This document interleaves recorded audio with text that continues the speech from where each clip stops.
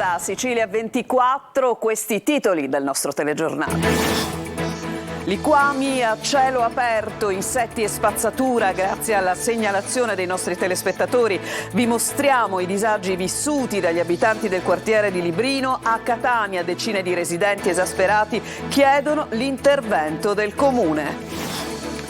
Il sindaco di Catania, Trantino, traccia un piano per ridurre l'emergenza rifiuti in città. Nell'intervista a Buongiorno Sicilia dice il comune deve migliorare nella raccolta, ma serve un patto con i cittadini sulle discariche abusive. Palermo è il nuovo volto di Cosa Nostra. Dalle recenti operazioni antimafia emerge la complicità tra colletti bianchi e professionisti. Resta il vecchio metodo delle minacce legato alle estorsioni. I droni come strumento di prevenzione degli incendi dolosi. Con le riprese dall'alto è più facile stanare i piromani e ridurre i tempi di intervento della forestale. Con l'estate si ripropone la piaga dell'abbandono degli animali. A lanciare l'allarme l'EMPA, mentre parte la campagna di sensibilizzazione dell'ANAS. Vi raccontiamo le storie di amici a quattro zampe lasciati al loro destino.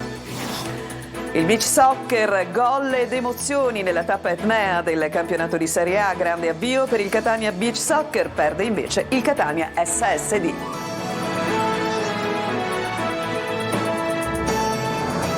E ancora ben trovati dal nostro telegiornale. Andiamo a Catania, vi mostriamo delle immagini davvero poco edificanti. Liquami a cielo aperto nel quartiere di Librino. Decine di residenti esasperati chiedono infatti l'intervento del comune. Vivono in condizioni da terzo mondo, ci raccontano, tra acque nere, insetti di ogni tipo e spazzature. È andato per noi Tonino De Mana. Una fogna a cielo aperto con un'enorme pozzanghera che impedisce il passaggio pedonale a meno che non si utilizzino stivali o altri mezzi per superare l'ostacolo. Tempi duri per i residenti di Viale Moncada 17 a Catania, costretti a convivere da mesi con liquami che ammorbano l'aria ed offendono la dignità di chi abita da queste parti. Una situazione da terzo mondo con rischi di carattere igienico-sanitario acuiti dal caldo e dall'impressionante numero di insetti. Acque nere, così come l'umore. È una discarica. Abbiamo blatte, abbiamo topi, abbiamo zanzare. Signora, la mascherina ormai non si usa più per il Covid? No, per la fogna propria, per questa discarica che proprio che c'è. Poi io vedo che c'è molta spazzatura, ma non solamente qua al Viale Moncada, è tutto il Librino. Anziani e bambini barricati in casa, chi esce lo fa per necessità e naturalmente ricorre all'auto. Non è dignitoso stare così, giustamente passiamo, è una puzza proprio tremenda. Non si può stare più così, non si può vivere. Abbiamo la fognatura più di mesi qua. Da anni si chiedono interventi risolutivi, ma rimpalli di competenze tra enti rendono impossibile ogni tipo di lavoro, urgente e non.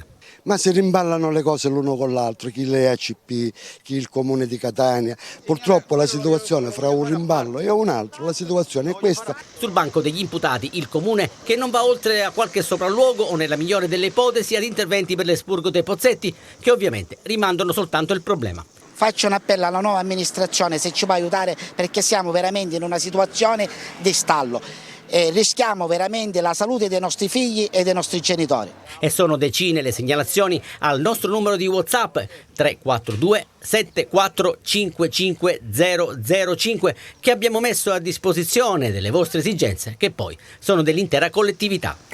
Sono davvero brutte cartoline della città di Catania, quelle che vi abbiamo mostrato, ma che purtroppo si aggiungono a un'altra emergenza mai risolta della spazzatura. Questa mattina, durante l'appuntamento di Buongiorno Sicilia, è intervenuto il sindaco di Catania, Enrico Trantino. Ha raccolto le sue osservazioni la collega Giusy Lazzara. L'emergenza spazzatura senza fine a Catania. Buongiorno Sicilia, il sindaco Enrico Trantino dà la sua versione e traccia la strategia dell'amministrazione per un cambio di passo. In primo piano le discariche che nascono nel giro di una notte, spurcando ogni angolo della città. Noi dobbiamo considerare che questo come uno degli epifenomeni che in qualche modo dissuade anche da uno dei rimedi che viene sempre immaginato, cioè dire le telecamere. Le telecamere possono funzionare laddove le discariche sono composte da rifiuti che vengono portati con le auto, ma se non vengono portati con le auto, in quel caso potremmo noi attraverso la targa risalire al soggetto incivile di turno, ma vengono portati a piedi, è impossibile individuare chi sia autore. E in ogni caso, una volta accertata la presenza della telecamera, telecamera spostano di qualche metro la discarica. Certo è che noi abbiamo numerosi esempi di discariche bonificate e dopo un'ora ricostituite. Altro nodo riguarda il servizio di raccolta e l'intervento del comune, che il sindaco trantino sintetizza così. Per quanto riguarda il sistema di raccolta, là dobbiamo essere più bravi noi come comune. Per quanto riguarda il tema delle discariche abusive e quindi della idiosincrasia dei catanesi alla differenziata, là dobbiamo trovare un accordo civico, quel che ho sempre chiamato un nuovo patto sociale con la cittadinanza. Ci potrebbero essere novità per quanto riguarda i tempi e i modi per conferire i rifiuti. Ho chiesto di parlare con gli amministratori di condominio, in questo caso con le associazioni degli amministratori di condominio, per verificare la possibilità, laddove vi siano gli spazi, di mettere dei carrellati all'interno degli androni condominiali e non lasciarli strada. Nello stesso tempo vedere di modificare gli orari di raccolta. Si pensa anche agli inceneritori. Rivolgendoci a Messina, Siracusa, Ragusa per esempio e Catania, là potremmo avere quel quantitativo minimo che soddisfi la realizzazione del termovalorizzatore o termoinceneritore o inceneritore, per produrre energia, come lo vogliamo chiamare. È il servizio che avete visto proprio a Librino e lo abbiamo realizzato grazie alle vostre segnalazioni. Ditelo dunque al vostro TG, perché Sicilia 24 e TG Sicilia vogliono essere ancora più vicini agli ascoltatori. Vi invitiamo infatti a segnalarci le cose che notate, belle e brutte, che secondo voi meritano denunce o meritano anche applausi, di cui naturalmente nessuno parla. Scriveteci al nostro numero WhatsApp 342 74 55 005. Ci occuperemo delle vostre segnalazioni H24, dunque ditelo al vostro TG. Noi cambiamo pagina. Gli investigatori della DIA di Firenze e di Milano hanno perquisito l'abitazione di Marcello Dell'Utri su disposizione della Procura di Firenze nell'ambito dell'inchiesta sui mandanti delle stragi di mafia del 93. Lo riporta il quotidiano La Repubblica e fonti della Procura confermano l'attività in perquisizioni, ispezioni e sequestri. Per Dell'Utri è stato fissato interrogatorio a Firenze il 18 di luglio. E intanto emergono trame oscure tessute da Cosa Nostra palermitana, sempre più intrecciata con la società civile proprio dalle ultime operazioni antimafia di polizia e carabinieri. Si tratta di una criminalità in giacca e cravatta sempre più difficile da riconoscere. Sentiamo Manlio Viola. Una mafia che cambia volto, da un lato torna al passato, dall'altro si modernizza, che infiltra la società civile nel modo più subdolo, forma, affianca, ingloba professionisti e uomini politici, chiede consenso al territorio attraverso la soluzione delle controversie da parte degli antichi padrini, ma anche presentando i propri candidati alle elezioni, consolida il consenso e controlla il territorio con l'imposizione del pizzo. Le operazioni antimafia condotte da polizia e carabinieri negli ultimi giorni disegnano una Cosa Nostra palermitana ormai in giacca e cravatta, che cerca di evitare la violenza, anche se è pronta a ricorrervi se necessario. Resta l'antica divisione in mandamenti, ma i soldi si sono trasferiti in quello di Resuttana, dove la polizia ha incriminato il famoso notaio, il commercialista di grido, il noto ristoratore, l'imprenditore di successo che sedevano ai tavoli della Palermo Bene. Ma poco distante il mandamento confidante, quello di Tommaso Natale, che annovera anche il popolare quartiere dello Zen, così come il quartiere delle vacanze e dei benestanti, ovvero Mondello, torna in mano agli antichi padrini che dirimono contese, ma si guardano intorno, cercano telecamere e microspie, stanno attenti a non farsi scoprire. Due operazioni che, messe insieme agli arresti sotto elezioni di candidati avvicinati dai boss, disegnano un quadro a tinte fosche che spiega come politica, mondo delle professioni ed economia siano ormai in mano a una mafia silente e difficile da riconoscere, anche se il rapporto Sud del Sole 24 Ore oggi ci consegna un dato in base al quale ben un terzo dei sequestri beni del paese avviene in Sicilia, ma senza incidere davvero su quell'economia infiltrata governata proprio dalla mafia. È un patrimonio di 6 milioni di euro intestato a un imprenditore agricolo della provincia di Messina, però residente ad Enna, è stato sequestrato dalla DIA. I sigilli sono stati apposti a 120 beni immobili, di cui 9 fabbricati e 111 terreni, per una estensione complessiva di 75 ettari. L'imprenditore, che li gestiva, già condannato per usura e associazione per delinquere finalizzata al traffico di stupefacenti, è considerato dagli investigatori stabilmente inserito nel circuito della criminalità locale ed in costante contatto anche con esponenti di spicco della mafia. Ennesima tragedia migranti al largo di Lampedusa. È morto un bimbo di 4 anni di origine subsahariana. Il suo corpicino è stato recuperato al largo nella zona del naufragio dell'imbarcazione di Fortuna, a bordo della quale il piccolo viaggiava con la madre insieme ad altri migranti. 50 in tutto. I soccorsi sono stati trasferiti a Reggio Calabria a bordo della nave Dattilo della Guardia Costiera. Intanto è nuovamente al collasso, lo vedete dalle immagini, l'hotspot a Lampedusa, il centro di prima accoglienza di Contrada Imbriacola ospita al momento oltre 1500 migranti a fronte dei 400 posti disponibili. Si susseguono intanto SOS, segnalazioni di natanti avvistati. A bordo degli ultimi 5 barchini c'erano 160 migranti, tra i quali 57 donne e 20 minori. La tecnologia contro gli incendi. A supporto della Forestale, infatti, sono operativi i droni che sorvolano grandi distanze, consentendo di avvistare principi di incendio e non soltanto. Sentiamo Lorena Dolci. Il Mavic 2, gioiello tecnologico dei droni, si solleva in aria e inizia il sorvolo. In pochi secondi è già fuori vista. Maurizio, il pilota, segue sul monitor le sue evoluzioni lungo le anse del fiume Simeto.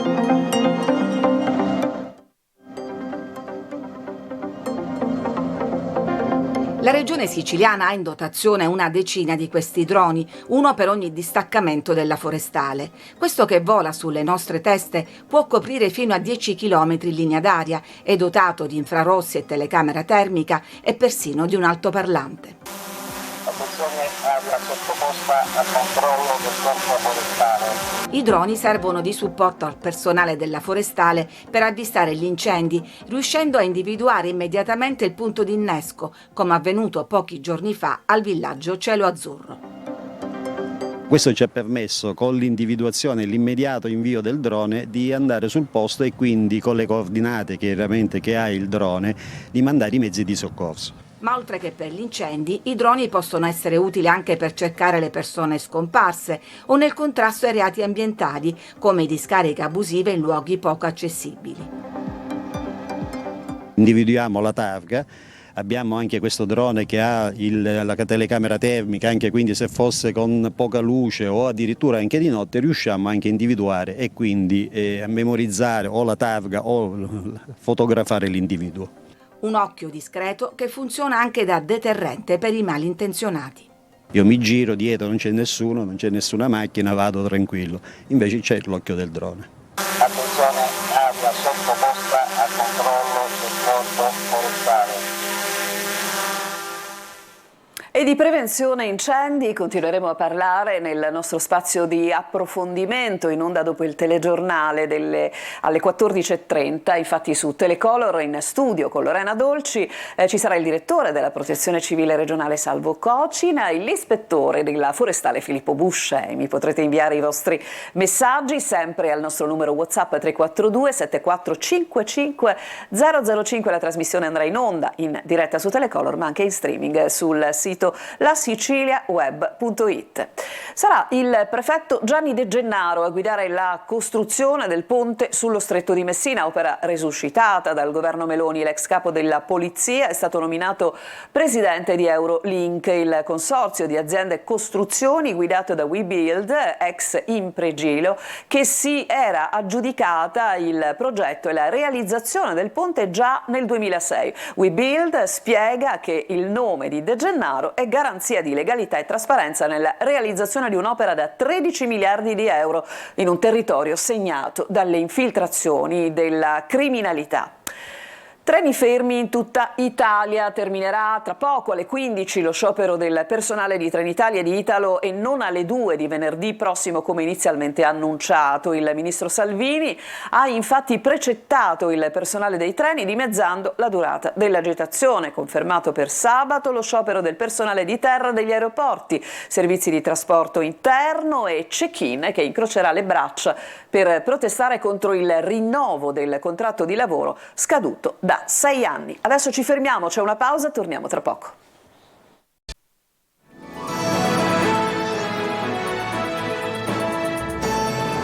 Seconda parte di Sicilia 24 ad Aci Castello, siamo nel Catanese, un 31enne è stato arrestato con l'accusa di avere picchiato la nonna 85enne per costringerla a dargli denaro in quantità sempre maggiore, una tortura che sarebbe durata addirittura 10 anni. Il giovane è stato rinchiuso nel carcere di Piazza Lanza, solo adesso, dopo anni di maltrattamenti, l'anziana donna è riuscita a denunciare il nipote.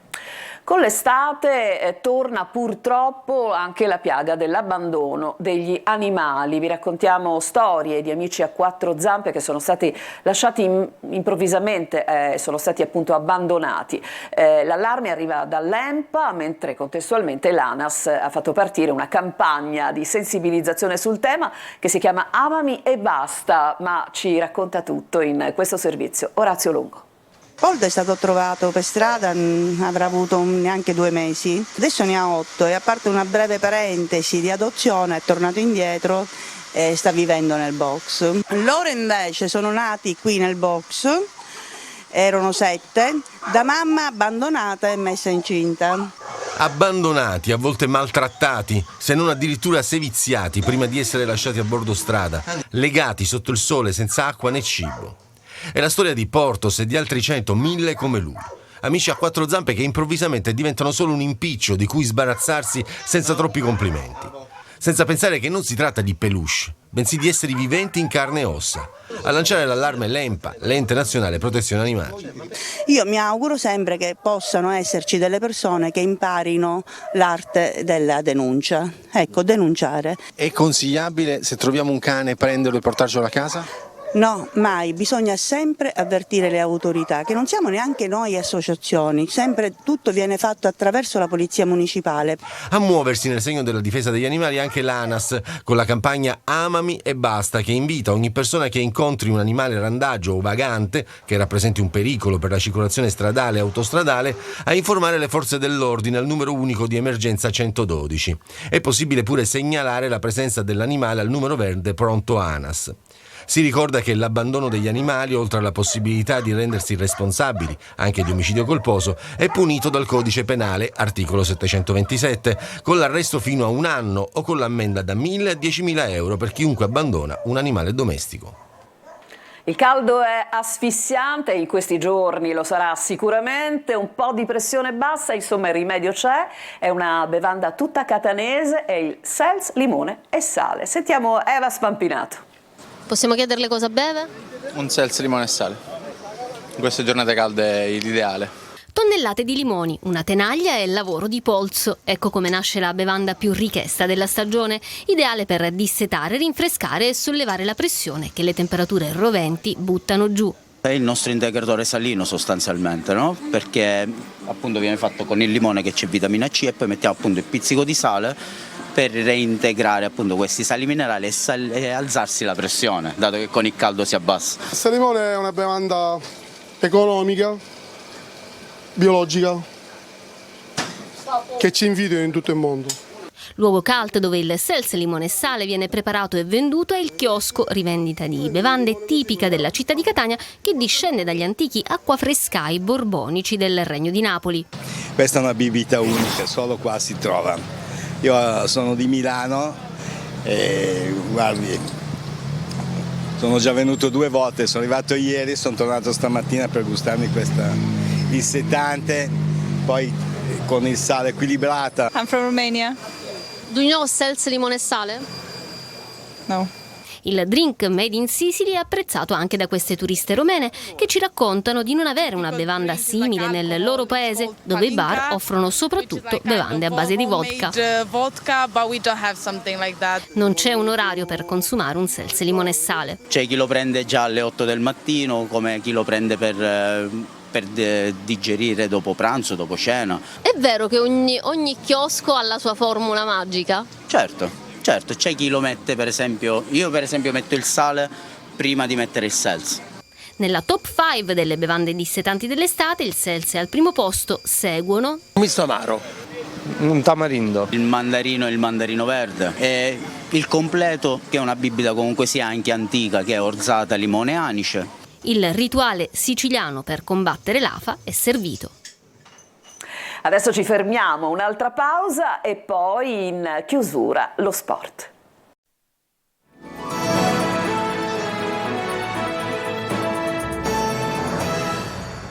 Lo sport nell'ultima parte del nostro telegiornale con la tappa etnea della Serie A di Beach Soccer. Nella prima gara subito un successo per il Catania Beach Soccer, sconfitta invece per il Catania SSD e sabato arriva il derby. Marco Carli. Gol spettacolari e una bella cornice di pubblico a Catania per la Serie A di Beach Soccer con la terza giornata di campionato. Le due squadre catanesi arriveranno al derby di sabato alle 18:30 con sensazioni contrastanti. Il Catania Beach Soccer ha ottenuto subito un successo 3-1 contro il Città di Milano, squadra di valore che nel primo turno aveva fatto tremare il Pisa, campione d'Italia. Esordio negativo invece per il Catania SSD che dopo i 4 punti conquistati nella prima tappa e l'avvio molto incoraggiante del campionato in casa ha subito un netto 6-1 dall'Alsa Napoli.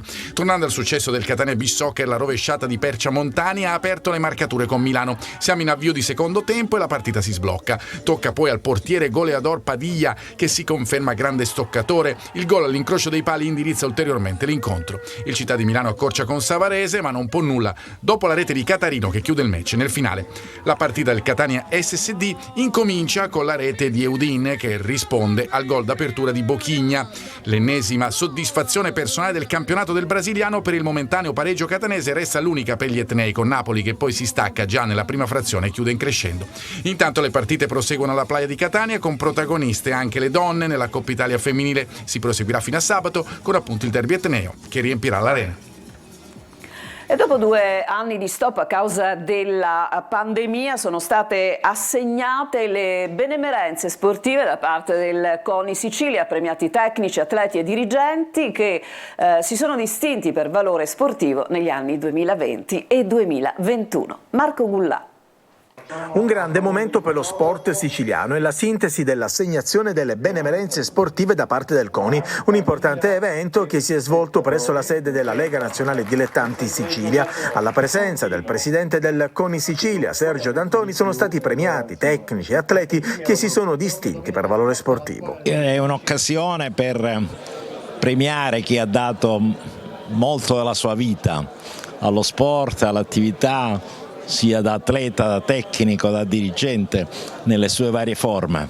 Ed è giusto che il CONI riconosca a queste persone proprio attraverso quest'atto simbolico, perché una benemerenza è un atto simbolico, ma molto molto sentito. La stella d'oro al merito sportivo è stata assegnata al presidente del Telimer Marcello Giliberti, poi assegnate nel corso della cerimonia anche 7 stelle d'argento e poi 10 stelle di bronzo. La medaglia d'oro al valore atletico 2021 è stata conferita ad Andrea Domenico Di Liberto, campione mondiale di canoa.